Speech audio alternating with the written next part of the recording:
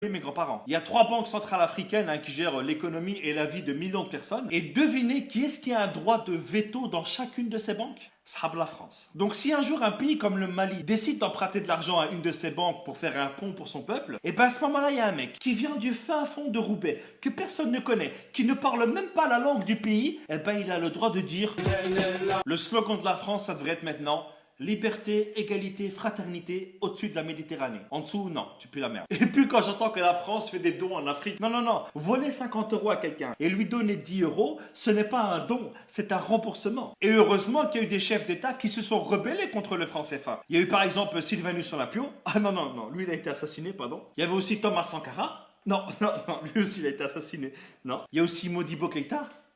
Non, lui il est mort en prison, pardon. Je crois que je vais arrêter là. Récemment, François Hollande est allé à Bamako. Et je pense que sur une échelle de 1 à 20 sur le manque de respect, je pense qu'on doit être à 1000 ou à 2000. Regardez. Cher Président, cher Ibrahim, j'ai été très sensible aux mots que tu as bien voulu prononcer. Alors déjà, depuis quand est-ce qu'on appelle un président par son prénom? Et depuis quand est-ce qu'on tutoie un président? Mais c'est quoi ce manque de respect? Tu crois que c'est ton fils? Mais bon, pas grave, regardez la suite. Quand la France est en Afrique, elle ne cherche pas à exercer une influence. La France ne cherche pas à influencer l'Afrique, mais la monnaie de ces pays, la colonne vertébrale d'un pays, dépend entièrement de la France. Non mais là j'en ai marre, il se fout vraiment de notre gueule ce mec. Elle ne cherche pas à peser sur les choix politiques d'un pays.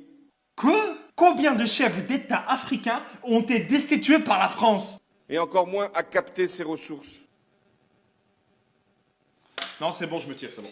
J'ai l'impression que plus c'est gros, plus ça passe. La France, elle est là aujourd'hui uniquement grâce aux ressources de l'Afrique. La France, elle a comme ressource naturelle que le vent et la pluie. Et si la France ne s'intéresse pas à tout ça, qu'est-ce que vous faites à chaque fois en Afrique? Vous savez, à chaque fois qu'un président français va en France, c'est uniquement pour vérifier les stocks et voir si les employés ils travaillent bien. Aucun pays ne peut prendre son indépendance s'il ne gère pas lui-même sa monnaie. C'est pas possible. Je ne peux pas nourrir ma famille et m'occuper de mes enfants si tu voles à chaque fois dans mon frigo et que tu gères mon argent. Le franc CFA, c'est un système qui est mis en place uniquement pour aider le peuple français. Voilà les amis, c'est ici que s'achève cette vidéo. J'espère qu'elle vous aura plu. C'est l'une des vidéos les plus compliquées que j'ai eu à faire. Donc je compte sur vous pour partager un maximum cette vidéo. Parce qu'aujourd'hui, en 2017, il y a encore de l'esclavage, mais économique cette fois. Donc voilà les amis, je compte sur vous. Et n'oubliez pas, comme dirait ma grand-mère, qui vole à neuf se fera d'excellentes omelettes. Ciao!